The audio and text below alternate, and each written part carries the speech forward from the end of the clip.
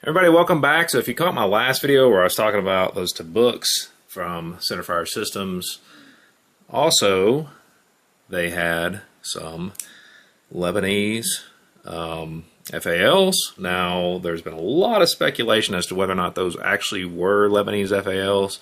If you guys paid any attention around Christmas time, you'll notice that you will have remembered that Apex had two flavors of them. They had one polymer stock and one with a wood butt stock. And then, of course, you could get what people were getting varied quite a lot. Now, these do have the intact barrels, which is a plus, should you decide to complete one of these. Now, that being said, Apex sold out of the wood stock ones relatively quickly, and Centerfire only offered the wood stock ones. Now, I do know, and I was in contact with Centerfire, and they had at least somewhere to the tune of 140 to 170 of them. Every one of those sold out. Now, if you guys, I will put a link down in the description below. Hopefully you guys can get to it. It is YouTube. It is purely a forum discussing history. Now, my suspicion is that, and their suspicion is that, at least the guys in that forum, is that the wood stock ones were actually not Lebanese, but Libyan. Now, we're going to find out what we got today. Now, I did buy a woodstock one. I asked for one with sand cuts in the carrier, and I also asked for some nicer wood. We'll see if that's the case. I don't know if Centerfire is going to honor that, but I did put that in the comment section of my order. But without further ado, let's check it out. Let's see what the condition is of this kit. I have seen varying conditions, and as you guys saw with my tabuk kit, it was pretty rough, but you know, once again, it is a tabuk. I mean, you're not going to get a Cadillac. That being said, let's check out this kit and see what we got.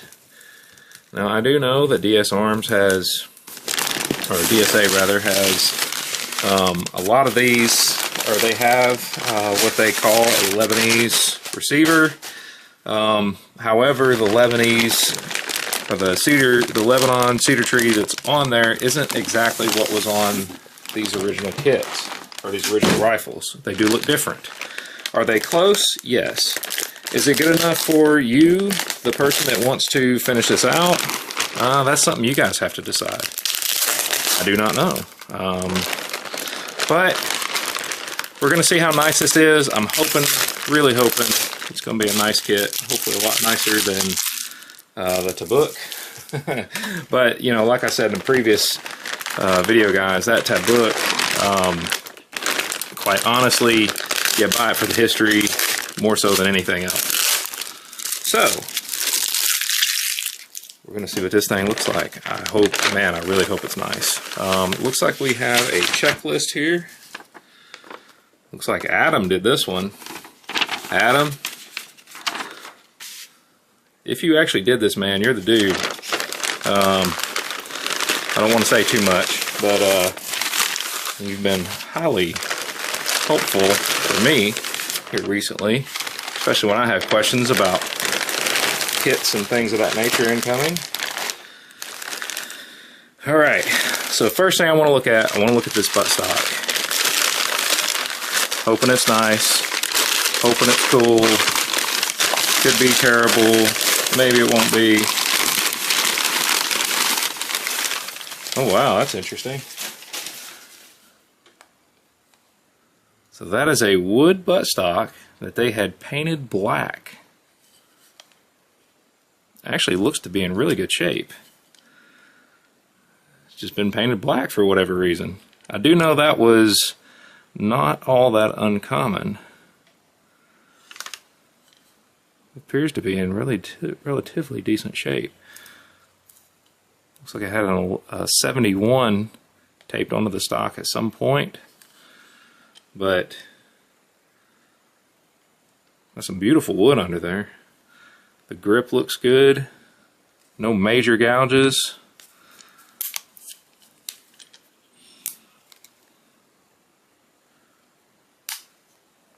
Man, that's feels really good actually. No complaints there. It's a good looking stock. I know you guys probably think, oh no, but you know, I don't care that it's painted.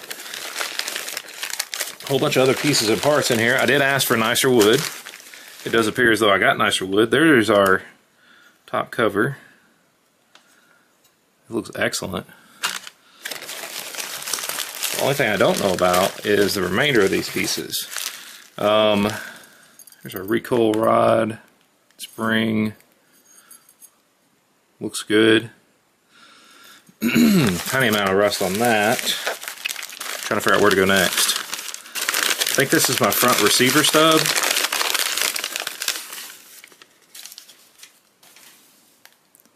And that is enough to see not only that locking block, but also that serial number.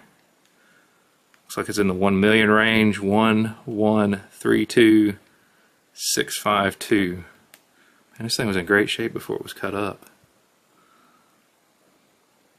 Definitely used, as you guys can tell.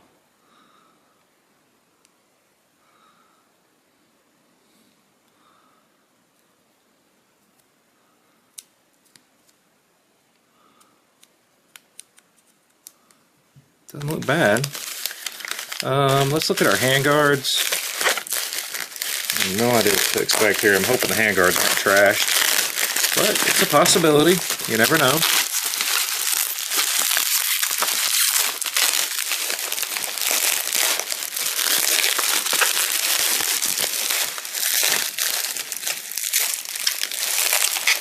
I guess we're just going to yank it off there. Trying to preserve it a little bit, but yeah, whatever. So there are our fiberglass handguards. Looks like a lot of the pieces are inside of here. Looks like we have a mold marking in here.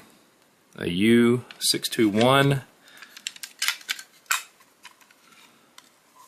So it has an 11 here, and I think that's actually an 11 on my stock. Or maybe it's a 71. I don't know what that is. Anyway, handguard looks a little rough, a lot of dings, dents. Metal looks okay. Nothing appears to be broken. On the inside, looks good. I don't expect something like this to look perfect. Let's see, let's check out the rest of these parts.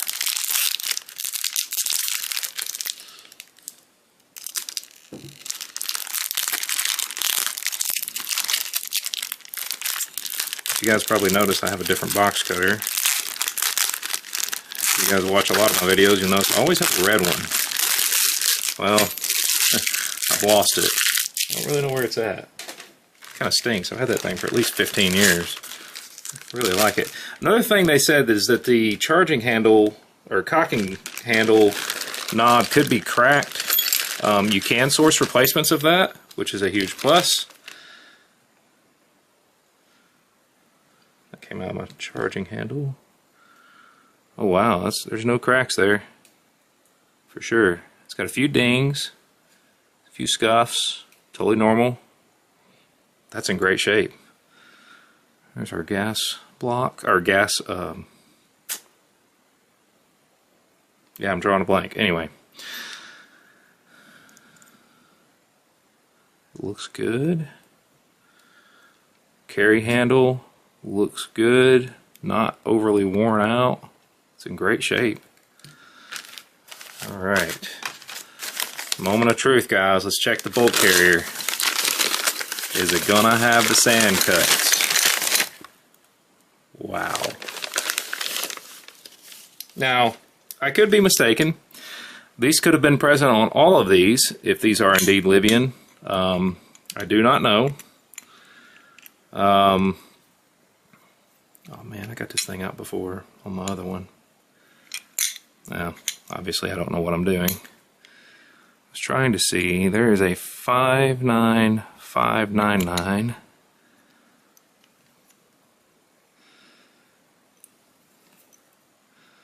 Can't see because I can't get it out.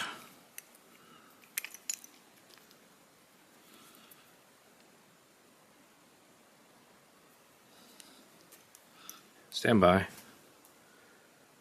It is indeed 59599, so the bolt is matched to the carrier. That's a plus. She's been used for sure, but does have the sand cuts. Yes, I know you guys are going to laugh at me and roast me in the comments, but I don't know how to get the bolt out. I don't know a lot about FALs. I just don't. Here is our barrel assembly.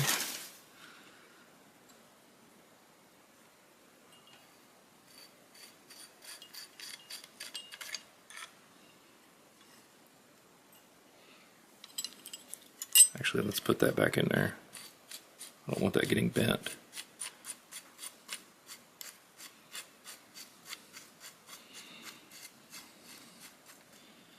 Okay.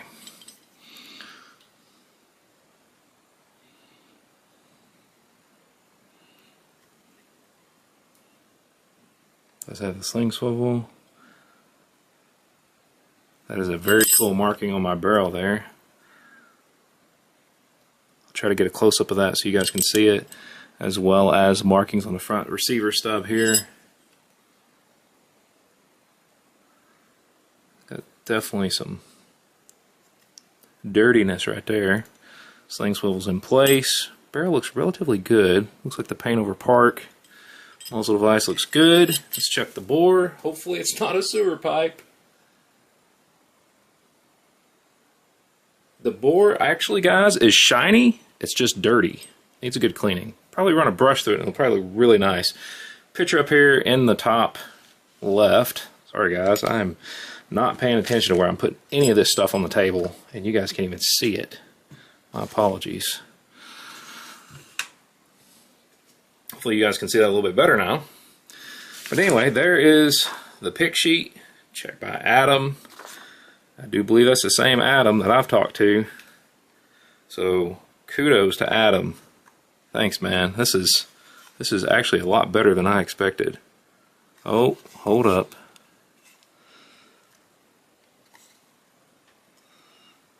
I don't know if that's a crack there. It does appear to be that there is a ever so small crack right there. However, it does not go all the way through, so I'm not sure about that. It's probably fine. You can't expect these things to be perfect.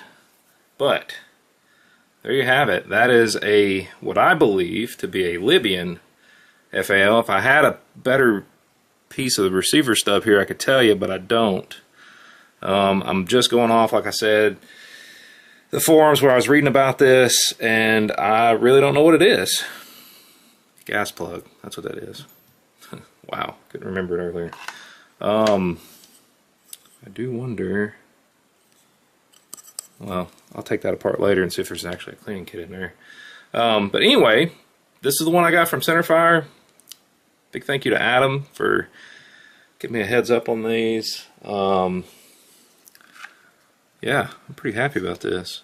Of course, you guys know as well as I do, if you're going to build one of these, you got to stay 922R compliant. And if you're going to keep your original barrel, then there's other things you got to change out, namely furniture. So it's not going to kill me, but you know, there's other things you can do. You just got to be careful of your 922R compliance when you build one of these. But man, pretty good looking kit in my opinion. Definitely could be worse, for sure. I still may try to get one from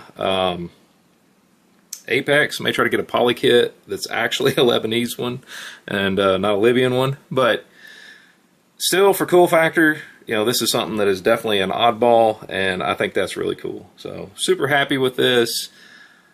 Guys, if you've got one of these, if you ended up with one, let me know in the comment section down below. I'm curious to see what your mileage was and what you ended up with. Curious to see the condition, or to know the condition, and if you guys are satisfied with your kits. You never know. You can tell where they took this one apart on a table, hammering it out. Pieces of wood right there. Whatever. But anyway, I still think it's pretty nice. Pretty nice. So, definitely not upset about it for sure. But anyway, just wanted to share this with you guys. As always, big shout out to my subscribers. thank you guys in advance for all your likes, your shares, your comments. And like I said, let me know in the comments down below. I'm curious to see how you guys fared with one of these kits. Definitely interested in discussing it with you guys. But as always, guys, thanks for watching. Until next time, you guys have a great day.